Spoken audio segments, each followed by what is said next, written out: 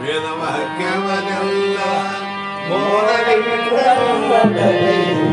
ಓದಿಸುತ್ತ ಜನರ ವೇದಾಮತಿ ಕೇಳಿಸುವ ಸಾವಿರೊಳಗೆ ಮಣಿವೆನೋ ಸಾಧುರುಳಿಗೆ ಮಣಿವೆನೋ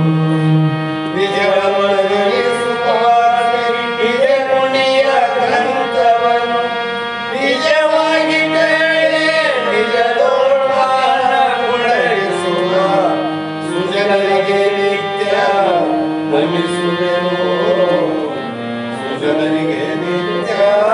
ಲಭಿಸುವೆನು ಬದ್ಧ ಜೀವರಿಗೆಲ್ಲ ಅದ್ವೈತ ಬೋಧಾನಿ ಸುತ್ತರನ್ನಾಗಿ ಕೈದಾಸಿ ಜಡಿಸಿದ ಸಿದ್ಧರುಡರಿಗೆ ನತನಂತೆ ಸಿದ್ಧರುಡರಿಗೆ ನತನಂತೆ ಬಾಳ ಬಲವೇ ಕೇಸರಿ ಬಾಳ ಗರ್ಜನೆ ಕೇಳತನಕ ಬಾಳ ಹೋಗುತ್ತಲಿರ್ಪವೇ ಶಾಂತವೆಂಬುವ ನವಿಗ ಬಾಳ ಶಕ್ತಿಯ ಶುವ ಗರ್ಜನೆ ಬಾಳ ಕೇಳಿದ ಬಳಿಕ ಮೂಗವು ಬಾಳ ಕೇಳಲು ಬೇಕು ವೇದ ಎಂಬ ಶಾಸ್ತ್ರವನ್ನು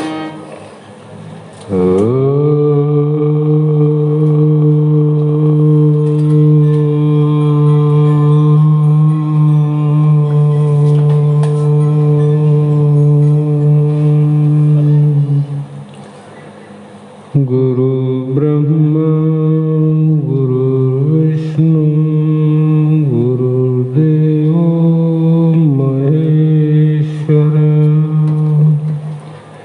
ಗುರು ಸಾಕ್ಷಾತ್ ಪರಬ್ರಹ್ಮ ತಸ್ಮೈ ಶ್ರೀ ಗುರುವೇ ನಮಃ. ಗುರುವೇ ಸರ್ವಲೋಕಾನಾಂ ಭಿಷಜೇ ಭವರೋಗಿಣಾಂ ನಿಧಯೇ ಸರ್ವವಿದ್ಯಾನಾಂ ದಕ್ಷಿಣಾಮೂರ್ತಯೇ ನಮಃ. ಜಗದಾದಿ ಜಗದ್ಗುರು ಸಿದ್ಧಾರೂಢ ಮಹಾಸ್ವಾಮಿಗಳ ಶ್ರೀಪಾದ ಪದ್ಮಗಳಿಗೂ ಆರೂಢ ಜ್ಯೋತಿ ಶಿವಪುತ್ರ ಮಹಾಸ್ವಾಮಿಗಳ ಶ್ರೀಪಾದಗಳಿಗೂ ಶ್ರೋತ್ರಿಯ ಬ್ರಹ್ಮನಿಷ್ಠ ಬ್ರಹ್ಮಲೀನ ಸದ್ಗುರು ಬಸವಾನಂದರ ಚರಣ ಕಮಲಗಳಿಗೂ ಅನಂತ ದೀರ್ಘ ದಂಡ ಪ್ರಣಾಮಗಳನ್ನು ಸಮರ್ಪಿಸುತ್ತ ಸದ್ಗುರು ಸಿದ್ಧಲಿಂಗಪ್ಪ ತಾತ ಕಪ್ಪಗಲ್ ಇವರನ್ನು ಮನದೋಳು ಧ್ಯಾನಿಸುತ್ತ ತಮ್ಮೆಲ್ಲರಿಗೂ ವಂದಿಸುತ್ತ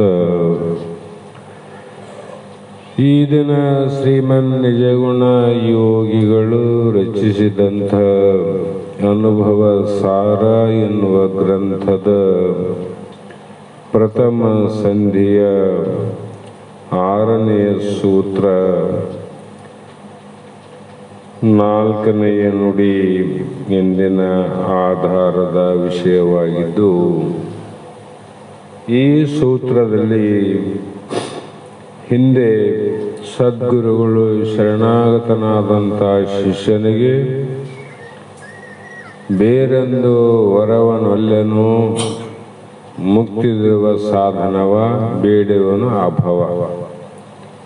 ಯಾವ ಶಿಷ್ಯ ಗುರುವಿನಲ್ಲಿ ಬಂದಾನಂದ್ರೆ ನೀನು ಬೇರೆ ಅನಂತ ವರಗಳನ್ನು ಕೊಡಬಹುದು, ಇಲ್ಲ ಅಂತಲ್ಲ, ಆದರೆ ನಾನು ಕೇಳಿದ್ದನ್ನು ಕೊಡು ವಿನಃ ನೀನು ಕೊಡುವ ಬೇರೆ ಬೇರೆ ವರಗಳು ನನಗೆ ಬೇಡ.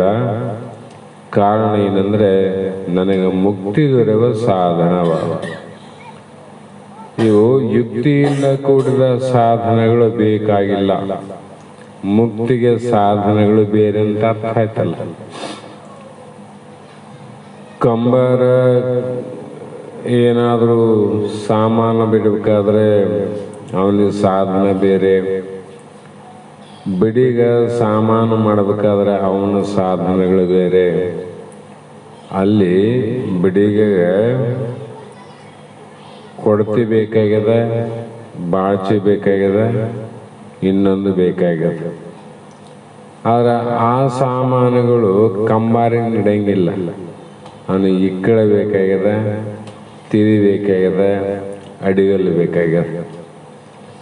ಹೀಗೆ ಜಗತ್ತಿನಲ್ಲಿ ಏನಾದರೂ ಮಾಡಬೇಕಾದರೆ, ಆ ವಸ್ತುವನ್ನು ಮಾಡಬೇಕಾಗಿದ್ದರೆ ಅದಕ್ಕೆ ಬೇಕಾದಂಥ ಸಾಧನೆಗಳು ಇದ್ದಾಗ ಮಾತ್ರ ಅಲ್ಲಿ ವಸ್ತು ತಯಾರಾಗ್ತವಂತ ಅರ್ಥ ಆಯ್ತು, ವಸ್ತು ಪ್ರಾಪ್ತಿ ಆಗ್ತದೆ. ಅದರಂತೆ ಇಲ್ಲಿ ಶಿಷ್ಯನಾದವನು ಏನ್ ಬೇಡ್ತಾನೆ ನೋಡ್ರಿ, ಮುಕ್ತಿಗಿರುವ ಸಾಧನ ಅಂದ್ರೆ ಮೋಕ್ಷವನ್ನ ಪಡೆಯುವಂತ ಸಾಧನಗಳು ಏನಾವ ಅದನ್ನು ನನಗೆ ಕೊಡು. ಆ ಸಾಧನಗಳಿಂದ ನಾನು ಜನನ ಮರಣ ಅನ್ನುವ ಯಾವ ಭವರೋಗ ಆದ ಆ ರೋಗವನ್ನು ನಿವೃತ್ತಿ ಮಾಡಿಕೊಂಡು ಪರಮಾನಂದ ಪ್ರಾಪ್ತಿಯನ್ನು ಹೊಂದಬೇಕಾಗಿದೆ. ಆ ಕಾರಣಕ್ಕಾಗಿ ಆ ಪರಬ್ರಹ್ಮನಲ್ಲಿ ಕೂಡುವಂತ, ಆ ಪರಮಾತ್ಮನಲ್ಲೇ ಐಕ್ಯವಾಗುವಂಥ ಅಥವಾ ಆ ಬ್ರಹ್ಮನ ಸ್ವರೂಪವನ್ನು ತಿಳಿಬೇಕಾಗಿದ್ರೆ ಏನು ಸಾಧನೆ ಬೇಕು ಅವನ್ನೇ ಕೊಡೋಣ. ಅದನ್ನ ಹೇಳಿದಂತ ವಿಚಾರದಲ್ಲಿ ಇಲ್ಲಿ ಶಿಷ್ಯನಿಗೆ ಸಂಶಯ ಬಂದವ. ಹಾಗಾಗಿ ಆ ಶಿಷ್ಯನ ಸಂಶಯವನ್ನು ಕೇಳಿದಾಗ ಗುರುಗಳು ಶಾಭಾಷ್ ಅಂದ್ರು, ನಿನ್ನ ಚೆಲುವ ಚೋದ್ಯ ಅಂದ್ರು. ಅತ್ಯಂತ ಅಂದವಾಗಿ ಕೇಳುಗರಿಗೆ ಉಪಕಾರ ರೂಪವಾಗಿರುವಂತ ಪ್ರಶ್ನೆ ಕೇಳಿದ್ದೆ. ಆದರೂ ಕೂಡ ಯಾವುದು ಇದೆ, ಇದ್ದದ್ದು ಯಾವುದು ಅಂದ್ರೆ ಪರಬ್ರಹ್ಮ ಒಂದೇ. ಇದ್ದದರಲ್ಲಿ ಯಾವುದು ಇರೋದಿಲ್ಲ ಅಂದ್ರೆ ಅದು ಇಲ್ಲ ಅಂತ ಅರ್ಥ ಅಲ್ಲ. ಇರೋದು ಒಂದು, ಇರಲಾರ್ದೊಂದು. ಏನಿರ್ತದ ಸತ್ಯ ಇರ್ತದ, ಮಿಥ್ಯೆ ಇರಂಗಿಲ್ಲ. ಹಾಗಾಗಿ ಇದು ಮಾಯೆಯಿಂದ ಇದೆ ಅಂತ ಹೇಳಕ್ ಬರಂಗಿಲ್ಲ. ಇರೋದು ಸತ್ಯ ಅನಿಸಿ ಅಂದ್ರೆ ಬಹುಕಾಲದಿಂದ ಅನಂತ ಅನಾದಿಯಾಗಿ ಇರುವ ಬ್ರಹ್ಮನಲ್ಲಿ ಇಲ್ಲದ್ದು ಏನಾದ್ರೂ ತೋರ್ತದಂದ್ರೆ ಅದು ಮೊದಲೇ ವಿಚಾರ ಮಾಡಿ, ಇಲ್ಲದ್ದಂತ ತೋರ್ತದ, ಇಲ್ಲದ್ದಲ್ಲ. ಆದ್ರೆ ಬ್ರಹ್ಮನಂತೆ ಅದು ತೋರಂಗಿಲ್ಲ. ಹಾಗಾಗಿ ಜಗತ್ತು ತೋರ್ಲಿಕ್ಕೆ ಇದು ಬ್ರಹ್ಮನೇ ಕಾರಣ ವಿನಃ ಮಾಯ ಕಾರಣವಲ್ಲ ಅಂತ ಹೇಳಿದ್ರು. ಯಾಕಂದ್ರೆ ಬೇರೆ ಒಂದು ಮಾಯೆ ಇದೆ ಅಥವಾ ಇನ್ನೊಬ್ಬ ಬ್ರಹ್ಮನಂತೆ ಇನ್ನೊಬ್ಬ ಬ್ರಹ್ಮ ಆನಂತ ಹೇಳಿದ್ರೆ ವೇದ ಪ್ರಮಾಣಕ್ಕ ಶ್ರುತಿ ಪ್ರಮಾಣಕ್ಕ ಚ್ಯುತಿ ಬರ್ತದೆ. ಅದು ಹೇಳ್ತದೆ ಏಕಂ ಏವಂ ಅದ್ವೈತಂ ಪರಬ್ರಹ್ಮ. ಹಾಗಾಗಿ ಇಲ್ಲಿ ಸಾರ್ವ ಅದ್ವೈತ ಸಂಪಾದನಕ್ಕೆ ಬಲು ದೂರ ಒಪ್ಪದಾಗಿ ಇದು ಬ್ರಹ್ಮನ ಬಿಟ್ಟು ಜಗತ್ತು ಇಲ್ಲ ಅಂತ ಹೇಳಿದ್ರು. ಅದಕ್ಕೆ ಕಾರಣ ಏನು? ಶ್ರುತಿ ಪ್ರಮಾಣ ಕೊಟ್ಟು ಹೇಳ್ತಾರ, ಸದೇವ ಸೌಮ್ಯ ಇದಂ ಅಗ್ರ ಅಸಿತ್ ಅಂತ ಒಂದು ಪ್ರಮಾಣ. ಸೃಷ್ಟಿ ಪೂರ್ವದಲ್ಲಿ ಏನು ಇತ್ತು ಅಂದ್ರೆ ಒಂದೇ ಬ್ರಹ್ಮ ಇತ್ತು ಸೃಷ್ಟಿ ಪೂರ್ವದಲ್ಲಿ. ಅದಕ್ಕೆ ಭಿನ್ನವಾಗಿ ಮತ್ತೊಂದು ಏನಿದ್ದಿಲ್ಲ, ಅದಕ್ಕೇನು ಬೇರೆ ಇದ್ದಿಲ್ಲ. ಆದರೆ ಇದ್ದದ್ದೊಂದು ಬ್ರಹ್ಮವೇ ಜಗತ್ತಿಗೆ ಉಪಾದಾನ ಕಾರಣ. ಕಾರಣ ಏನು ಹೇಳ್ತೀಗ? ಇರೋದೇ ಹೇಳ್ಬೇಕಲ್ಲ, ಅದನ್ನ ಬಿಟ್ಟು ಬೇರೆ ಏನಿಲ್ಲ. ಕೊಡಾಗೋದಕ್ಕಿಂತ ಮುಂಚೆ ಮಣ್ಣ ಇತ್ತಲ್ಲ, ಮಣ್ಣು ಬಿಟ್ಟು ಕೊಡಾಗ್ಯದಂತ ಹೇಳ್ತಾರೇನು? ಮಣ್ಣಿನಿಂದ ಆಗ್ಯದಂತ ಹೇಳ್ಬೇಕಲ್ಲ. ಆ ಕಾರಣ ಯಾವುದೇ ಕಾರ ಆಧಾರವಾಗಿದ್ದು ಕಾರ್ಯ ಉತ್ಪತ್ತಿಗೆ ಹೇತುವಾಗಿರುವುದು ಅದು ಉಪಾದಾನ ಎನ್ನಲ್ಪಡುವುದು. ಇಲ್ಲಿ ಶಾಸ್ತ್ರದಲ್ಲಿ ಉಪಾದಾನ ಅಂದರೆ ಯಾವುದು ಕಾರ್ಯಕ್ಕೆ ಆಧಾರವಾಗಿ. ಸ್ವಲ್ಪ ವಿಚಾರ ಮಾಡಬೇಕಾಗಿದೆ. ಇಲ್ಲಿ ಕಾರ್ಯಕ್ಕೆ ಆಧಾರ ಕಾರಣ ಅಂತೀವಿ. ಕಾರ್ಯ ಏನದ ಕೊಡಗಳಾಗ್ಯವ, ಹೌದಲ್ಲ? ಹಾಗೆ ಆ ಕೊಡಕ ಕಾರಣ ಯಾವುದು? ಮಣ್ಣು. ಮಣ್ಣೇ ಕಾರ್ಯಕ್ಕೆ ಅಂದ್ರೆ ಕೊಡಕ್ಕೆ ಆಧಾರವಾಗಿದ್ದು ಅದೇ ಮಣ್ಣಲ್ಲ, ಆಧಾರವಾಗಿರಬೇಕು ಮತ್ತು ಕಾರ್ಯದ ಉತ್ಪತ್ತಿಗೆ ಅದು ಕಾರಣವಾಗಿರಬೇಕು. ಮಣ್ಣಿನಿಂದ ಕಾರ್ಯ ಆಗದ, ಕಾರ್ಯದ ಉತ್ಪತ್ತಿಗೆ ಮಣ್ಣೇ ಕಾರಣ ಅಲ್ಲ, ಬೇರೆ ಅದರಲ್ಲಿ. ಆಭರಣ ಉತ್ಪತ್ತಿಗೆ ಬಂಗಾರ ಅಂದ್ರೆ ಕಾರ್ಯದಿಂದ ಆಗ್ಯದ, ಬಂಗಾರದಿಂದ ಆಗ್ಯದ. ಕಾರಣ ಯಾವುದು? ಅದಕ್ಕೆ ಬಂಗಾರವೇ ಕಾರಣ.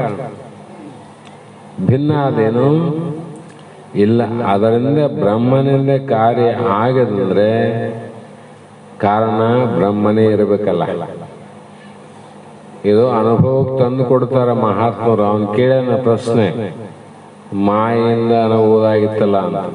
ಹಾಗಾಗಿ ಇಲ್ಲಿ ಬೇರೆ ವಿಚಾರವನ್ನು ಮಾಡಿದರೆ ಅತಿವ್ಯಾಪ್ತಿಯ ದೋಷ ಬರ್ತದ ಅಂತ ತಿಳ್ಕೊಂಡು ಇಲ್ಲಿ ಅನೇಕ ಪ್ರಕಾರದ ವಿಚಾರವನ್ನು ಹೇಳಿ ಸದ್ರೂಪ ಬ್ರಹ್ಮವೊಂದೇ ಇರುವುದು, ಸದ್ರೂಪವಾದ ಬ್ರಹ್ಮವೇ ಜಗದ್ರೂಪ ಕಾರ್ಯಕ್ಕೆ ಆಧಾರವೂ ಆಗಿರುವುದು ಮತ್ತು ಕಾರ್ಯದ ಉತ್ಪತ್ತಿಗೆ ಹೇತೊಂದು ಬೀಜನೂ ಆಗಿರುವುದು. ಆದ್ದರಿಂದ ಜಗತ್ತಿಗೆ ಸದ್ರೂಪ ವಿವೃತ್ತ ಉಪಾದಾನ ಕಾರಣವೆಂದು ಹೇಳಲ್ಪಡುತ್ತದೆ.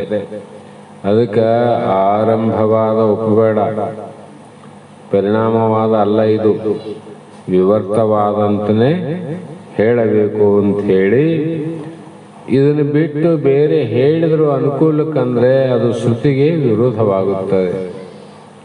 ಶ್ರುತಿಗೆ ವಿರೋಧ ಆಯ್ತಂದ್ರೆ ಅದು ಮುಂದೆ ಅದು ಅಜ್ಞಾನಕ್ಕೆ ಕಾರಣನೇ ವಿನಃ ಜ್ಞಾನವನ್ನು ಆಗಲಿಕ್ಕೆ ಸಾಧ್ಯನೇ ಇಲ್ಲ ಅಂತ ಅರ್ಥ. ಹಾಗೆ ಶಿಷ್ಯ ಪ್ರಶ್ನೆ ಬರ್ತಲ್ಲಿ,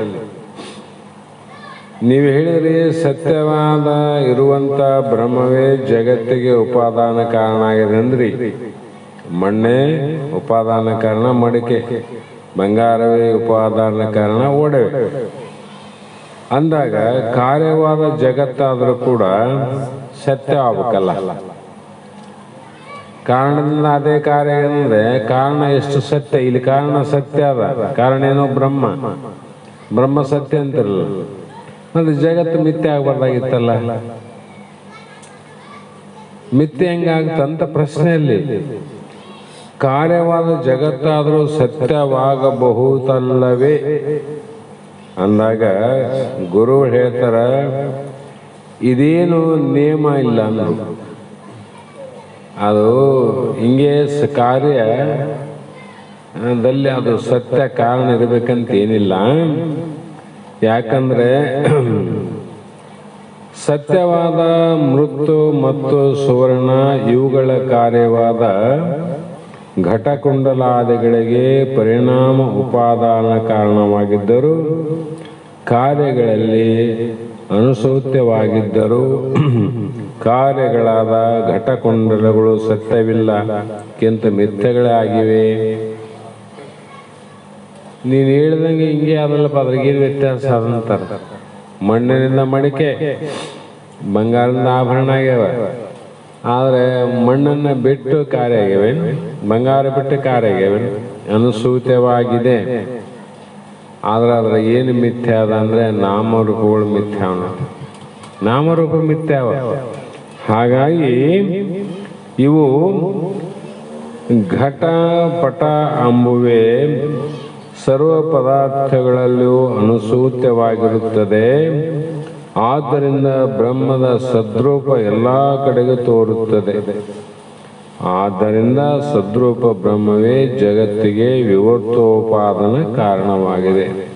ನೀ ನನ್ನ ಕಣ್ಣಾಗ ಬೇರೆ ಕಾರಣ ಇಲ್ಲ. ಹೀಗೆ ಅನಂತ ಮಾತುಗಳನ್ನ ಇಲ್ಲಿ ಹೇಳ್ತಾ ಹೋಗ್ತಾರೆ. ಯಾಕಂದ್ರೆ ಮುಂದೆ ಬಹಳ ವಿಚಾರವಾಗಿ ಹೇಳ್ತಾ ಹೋಗ್ತಾರೆ. ಇದನ್ನ ಇಲ್ಲಿಗೆ ವಿಚಾರವನ್ನು ಮಾಡಿ ಮುಂದೆ ಇದು ಆದೊಡೆ ಸಕಲದೊಳು ಆದ ವಿಕೃತಿಗಳಿಂದ ಆದಿ ಚಿತ್ತಿಂಗೆ ಬಾಧೆ ಇಲ್ಲೆಂದು ನೀನು ಆಧರಿಸಿ ಕೇಳಲು ಒರೆಯುವನು. ಸಚ್ಚಿದಾನಂದ ಪರಬ್ರಹ್ಮ ಏನದ, ಅದಕ್ಕೆ ವಿಲಕ್ಷಣವಾಗಿ ಏನಾದ ಅಂದ್ರೆ ಹಗಲಿನ ಲಕ್ಷಣಗಳು ರಾತ್ರಿಯಲ್ಲಿಲ್ಲ, ರಾತ್ರಿಯ ಲಕ್ಷಣಗಳು ಹಗಲಲ್ಲಿಲ್ಲ. ಸಚ್ಚಿದಾನಂದ ಬ್ರಹ್ಮನ ಲಕ್ಷಣಕ್ಕೆ ವಿರೋಧವಾದದ್ದು ಅಸತ್ತು, ಜಡ, ದುಃಖ, ಖಂಡಿತ ಅಂತೇನು ಬರ್ದಾರಲ್ಲ. ಹೀಗಿರುವುದರಿಂದ ಜಗತ್ತುಗೆ ಬ್ರಹ್ಮವು ಕಾರಣ ಆಗೋದಿಲ್ಲ. ಅಲ್ಲಿ ನೀವು ಕಾರ್ಯ ಹೇಳಿದಾಗ ಬಂಗಾರನೇ ಅಲ್ಲೇನದ ಒಡವೆ ಇಲ್ಲ, ಮಣ್ಣೇ ಗಡಿಗೆ ಇಲ್ಲ. ಬ್ರಹ್ಮನ ಲಕ್ಷಣ ಜಗತ್ತಿನಾಗಿ ಇಲ್ಲ ಅಂದ್ರೆ ಬ್ರಹ್ಮನಿಂದ ಆಗಿಲ್ಲ ಅಂತ ಅನುಮಾನ ಆಗ್ತದ ಅಂತ ಶಿಷ್ಯನ ಪ್ರಶ್ನೆ. ಗುರುಗಳು ಎಷ್ಟು ಮಟ್ಟಕ್ಕೆ ಹೋಗ್ತಾರ ಅದಕ್ಕಿಂತ ಮುಂದೆ ಒಂದು ಹೆಜ್ಜೆ ಹೋಗ್ತದೆ ಶಿಷ್ಯಲ್ಲಿ. ಈ ಪ್ರಶ್ನೆ ಸರಿಯಾದಿಲ್ಲ ಮತ್ತೆ. ಹಾಗಾಗಿ ಇದಕ್ಕೆ ಮಹಾತ್ಮರು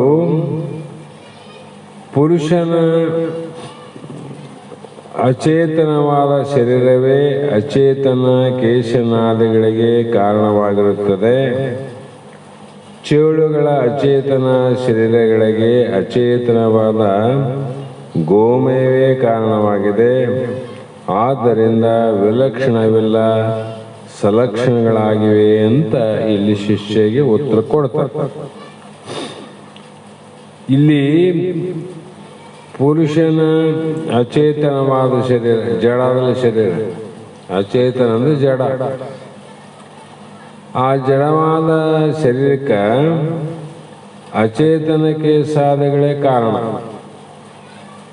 ಕೇಶಾದಿ ಅಂದ್ರೆ ಉಗುರು ಮೊದಲು ಮಾಡಿಕೊಂಡು ಕೂದಲಿನವಲ್ಲ, ಇವು ಅಚೇತನ. ಯಾಕಂದ್ರೆ ಕಾರ್ಯ ಏನದ ಜಡ, ಕಾರಣ ಜಡದ, ಕಾರ್ಯನೇ ಜಡ. ಅದಕ್ಕೆ ಕಾರಣ ಬ್ರಹ್ಮ ಚೇತನದ ಮೇಲೆ ಜಗತ್ತಿಗೆ ಚೇತನ ಇರ್ಬೇಕಲ್ಲ. ಒಟ್ಟು ಸುತ್ತುವುದು ಪ್ರಶ್ನೆ ಮಾಡೋದು ಶಿಷ್ಯನ. ಆದ್ದರಿಂದ ಇಲ್ಲಿ ಕಾರ್ಯರೂಪವಾದ ಆದೊಡೆ ಹೀಗೆ ಆದಾಗ್ಯದರೂ ಕೂಡ ಈ ಸಕಲದೊಳಗಾದ, ಸಕಲ ಅಂದ್ರೆ ಈ ಕೋರುವಂತ ಕಾಣುವಂತ ಈ ಎಲ್ಲ ಪ್ರಪಂಚದಲ್ಲಿ ಆಗುವ ಏನಾಗ್ತದ ಪ್ರಪಂಚಕ್ಕಂದ್ರೆ ಪ್ರಪಂಚಕ್ಕೆ ಬಾಧೆ ಆಗದೆ ಅದು ವಿಕೃತಿಗಳಿಂದ. ವಿಕೃತಿ ಅಂದ್ರೆ ವಿಕಾರಗಳಿಂದ ಬಾಧೆ ಆಗ್ತದೆ. ಅನಾದಿ ಚಿತ್ತಂಗೆ ಉತ್ಪತ್ತಿ ರಹಿತವಾದ ಬ್ರಹ್ಮ ಅನಾದಿ, ಅದಕ್ಕೆ ಬಾಧೆ ಇಲ್ಲ ಅಂತ ನಾವು ಹೇಳ್ತೀವಿ. ನೀನು ಆದರ್ಶಿಕೆಗಳು. ಹಾವಿನ ಜ್ಞಾನ ಆಯಿತು, ಹಗ್ಗದ ಜ್ಞಾನ ಆಯಿತು, ಹಾವು ಹೋಯ್ತಲ್ಲ. ಹಗ್ಗಕ್ಕೆ ಏನು ನಾಶ ಆಗ್ಯದೇನು? ಹಗ್ಗಕ್ಕೆ ಏನು ನಾಶ ಇಲ್ಲ. ಹಾವು ನಾಶ ಆಯಿತು, ಹಗ್ಗ ನಾಶ ಇಲ್ಲ. ಅಂದ್ರೆ ಹಗ್ಗದಲ್ಲೇ ತೋರೋದಿಲ್ಲ ಹಾವು. ಹಗ್ಗದಲ್ಲೇ ಹಾವು ತೋರದ ಮೇಲೆ ಹಾವು ನಷ್ಟ ಆದಾಗ ಹಗ್ಗನೂ ನಷ್ಟ ಆಗ್ಬೇಕಲ್ಲ? ಇಲ್ಲ, ಅದು ಹಾವಷ್ಟೇ ನಷ್ಟ ಆಗ್ತದೆ. ಹಾವಿಗೆ ವಿಕಾರತ್ವದಿಂದ ಹಾವು ತೋರೋದು. ಅದರಂತೆ ಬ್ರಹ್ಮದಲ್ಲಿ ವಿಕಾರ ಭಾವದಿಂದ ಈ ಪ್ರಪಂಚ ತೋರ್ತದೆ. ಆದರೂ ಕೂಡ ನಾನು ಹೇಳೋನು ಕೇಳೋನು ಏನು? ಹಾವಿನ ಉದಯ ಅಸ್ತವ ಆ ಲೇವಣಕ್ಕಿಲ್ಲ. ಆ ಲೇವಣದೊಳಾದ ತೆರನಂತೆ ಲೋಕಂ ಚಿದಾವಲಂಬನೋಳ್ ಇಹುದು ಅಹಿಸೆ ಎಂದು. ಹೇಗಿದೆ ಅಂದರೆ ಹಾವಿನ ಉದಯ ಅಂದರು. ಉದಯ ಅಂದರೆ ಹುಟ್ಟಿತ್ ನೋಡ್ರಿ, ಹುಟ್ಟೋದಿಲ್ಲ ಅವು, ಉತ್ಪತ್ತಿ. ಅಸ್ತವಂದ್ರೆ ಮತ್ತೆ ನಾಶ. ಯಾವಾಗ ಹುಟ್ಟ್ಯದ ಯಾವಾಗ ನಾಶ ಆಗ್ತದ ನಿಮ್ಗೆ ಗೊತ್ತದ. ಅಜ್ಞಾನದಲ್ಲೇ ಹುಟ್ಟ್ಯದ, ಜ್ಞಾನದಾಗ ನಾಶ ಆಗ್ತದೆ. ಆದರೂ ಕೂಡ ಅಲ್ಲಿ ಹಗ್ಗದಲ್ಲಿ ಹಾವು ಹುಟ್ಟಿತು, ಹೌದಿಲ್ಲ? ಆ ಹುಟ್ಟಿದ ಹಾವು ಹಗ್ಗದಲ್ಲೇ ನಾಶ ಆಯ್ತು. ಆ ಹಗ್ಗಕ್ಕೆ ಏನೇನು ವಿಕಾರ ಆಗ್ಯದೇನು? ಏನಾಗಿಲ್ಲ. ಒಂದು ತಾಯಿಯಲ್ಲಿ ಒಂದು ಶಿಶು ಹುಟ್ಟದ ಉದಯ ಅಂದರೆ ಆಕಿ ಶರೀರ ವಿಕಾರ ಆಗ್ತದೆ, ಕೆಡ್ತದಲ್ಲಿ ಶರೀರ. ಮತ್ತೆ ಅದು ಹೊರಗೆ ಬಂದಮೇಲೆ ಶರೀರ ಮತ್ತೆ ಬೇರೆ ಆಗ್ತದೆ. ಎಲ್ಲಿ ಯಾವುದರಿಂದ ಏನಾನು ಉತ್ಪತ್ತಿ ನಾಶ ಆದರೆ ಅದಕ್ಕೆ ಕಾರಣವಾದ ವಸ್ತು ಏನದ, ಅದಕ್ಕೆ ವಿಕಾರ ಬರ್ತದೆ. ಅದು ವಿಕಾರ ಹುಟ್ಟಕ್ಕೆ ಬರಂಗಿಲ್ಲ. ತಾಯಿ ಹಂಗೆ ಆಳ, ಮದುವೆ ಆದಾಗ ಹೆಂಗೆ ಹಂಗೆ ಆಳ. ಆಕೆ ಇಲ್ಲಿ ಹುಟ್ಟ್ಯದ ಕೂಸಂದ್ರೆ ತಪ್ಪಾಗ್ತದ. ಅದರಂತೆ ಇಲ್ಲಿ ಬ್ರಹ್ಮನಿಗೂ ಕೂಡ ಹಾವು ಉದಯ ಅಸ್ತ ಆದಾಗ ಗರ್ಭಿಣಿಗೆ ವ್ಯತ್ಯಾಸ ಆದಂಗ ಹಗ್ಗಕ್ಕೇನು ವ್ಯತ್ಯಾಸ ಆಗಿದೇನು? ವ್ಯತ್ಯಾಸ ಆಗಿಲ್ಲ. ಮತ್ತು ಹಗ್ಗದಲ್ಲಿ ಹಾವು ಹುಟ್ಟ್ಯದಂತರು ಮತ್ತೆ ಇಲ್ಲ ಅನ್ಬೇಕು. ಹುಟ್ಟಿದ್ರೆ ಬದಲಾವಣೆ ಆಗ್ತಿತ್ತು. ತಾಯಿಯ ಶರೀರ ಬದಲಾವಣೆ ಹಾವಿನ ಏನದ ಲಕ್ಷಣ ಬದಲಾವಣೆ ಆಗ್ಬೇಕಾಗಿತ್ತು. ಅದು ಹಾವಿನಂಗೆ ಸ್ವಲ್ಪ ದಪ್ಪನ ಆಗ್ಬೇಕಾಗಿತ್ತು. ಹಾವು ಹೋದಾಗ ಮತ್ತೆ ಹಗ್ಗ ತೆಳ್ಳಗಾಗ್ಬೇಕಾಗಿತ್ತು. ಅದು ಉತ್ಪತ್ತಿ ಅದು ದಪ್ಪನಾಗಿಲ್ಲ, ಅದು ನಾಶ ಆದಾಗ ಮತ್ತೆ ಯಥಾ ಪ್ರಕಾರ ತೆಳ್ಳಗನಾಗಿಲ್ಲ. ಹಾಗೆ ಆ ಹಗ್ಗದಲ್ಲಿ ಆದ ತೆರನಂತೆ, ಹಗ್ಗದಲ್ಲಿ ನಿನಗೆ ಆದ ರೀತಿಯಂತೆ, ಅಲ್ಲಿ ಹಗ್ಗದಲ್ಲಿ ಆಗಿಲ್ಲ, ನಿನ್ನ ಭ್ರಮೆಯಲ್ಲಿ ಆಗಿರೋದು.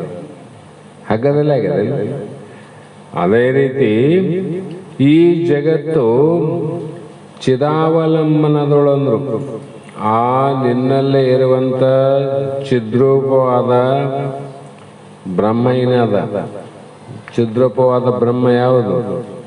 ಜಾಗ್ರ, ಸ್ವಪ್ನ, ಸುಸುಕ್ತಿ, ತೂರ್ಯಾತೀತವನ್ನು ಅರಿಯುವಂಥ ಜ್ಞಾನವೇ ಬ್ರಹ್ಮ. ಅವು ಈ ಜಾಗ್ರ ಅದನ್ನು ತಿಳಿಯಂಗಿಲ್ಲ, ಸ್ವಪ್ನ ಅದನ್ನು ತಿಳಿಯಂಗಿಲ್ಲ, ಸುಕ್ತಿ ಅದನ್ನು ತಿಳಿಯಂಗಿಲ್ಲ, ಅದನ್ನು ತಿಳಿಯಂಗಿಲ್ಲ, ತೂರ್ಯಾತೀತ ಬ್ರಹ್ಮನ್ ತಿಳಿಯಂಗಿಲ್ಲ. ಬ್ರಹ್ಮನೇ ಇವು 5 ಏನವ, ಇವುಗಳನ್ನು ಬ್ರಹ್ಮನೇ ತಿಳಿದ ಅಂದಾಗ ಈ ಒಂದು ಇವೇನು ವರಜಾಗ್ರ ವರಸ್ವಪ್ನ ಅನ್ನುವಂಥ ಏನು ಲಕ್ಷಣ ಅವು ಕೂಡ ಎಲ್ಲಿ ಹುಟ್ಟ್ಯಾವ ಅಂದರೆ ಬ್ರಹ್ಮನ ಆಶ್ರಯದಲ್ಲೇ ಹುಟ್ಟ್ಯಾವ ನೋಡ್ರಿ. ವಿಚಾರ ಮಾಡಿ, ಶಾಸ್ತ್ರ ಬಹಳ ಅನುಭವ ಸಾರದು. ಬ್ರಹ್ಮನ ಆಶ್ರಯದಲ್ಲೇ ಅಂದಾಗ ನೀನು ಪಡೆದದ್ದು ಏನದ? ಪಡೆದದ್ದು ಏನಿಲ್ಲ, ಪಡೆಯೋಕ್ಕೂ ಬರೋಂಗಿಲ್ಲ. ಯಾಕಂದ್ರೆ ನೀ ಬ್ರಹ್ಮನೇ ಇದ್ದಿ ಅಂತ ನಿನ್ನಲ್ಲಿ ತೋರ್ತವ. ಹಾಗೆ ಇಹದು ಈ ಪ್ರಪಂಚ ಆ ರೀತಿ ಈ ನಮ್ಮ ದೇಹ ಆದ ನೋಡು. ಈಗಿದ್ದರೂ ಕೂಡ ಏನು ದೋಷ ಇಲ್ಲ, ಏನು ಕಲ್ಮಶ ಇಲ್ಲ, ದೋಷ ಇಲ್ಲ. ಕಿಂತು ಭೂಷಣವೇ ಅಂತ ಬರ್ತಾರೆ. ಭೂಷಣ ಅಂದ್ರು ದೋಷಿತಲ್ಲ ಅಂತ. ಯಾಕಂದ್ರೆ ಮಣ್ಣಿನ ಕಾರ್ಯಗಳಾದ ಘಟಾದಿಗಳು ಲಯವಾಗಿ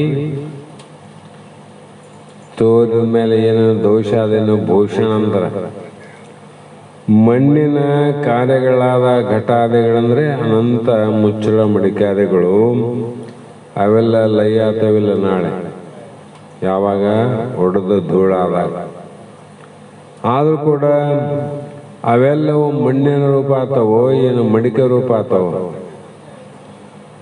ಮಣ್ಣಿನಲ್ಲೇ ಹುಟ್ಟಿದವೆಲ್ಲ ಮಣ್ಣಿನ ರೂಪ ಆಗಬೇಕು, ಹೊನ್ನಿನಲ್ಲಿ ಹುಟ್ಟಿದವು ಹೊನ್ನಿನ ರೂಪ ಆಗಬೇಕು, ನೀರಿನಲ್ಲಿ ಹುಟ್ಟಿದವು ನೀರಿನ ರೂಪ ಆಗಬೇಕು, ಬ್ರಹ್ಮನಲ್ಲಿ ಹುಟ್ಟಿದ್ದೆಲ್ಲ ಬ್ರಹ್ಮರೂಪೇ ಆಗಬೇಕಲ್ಲ.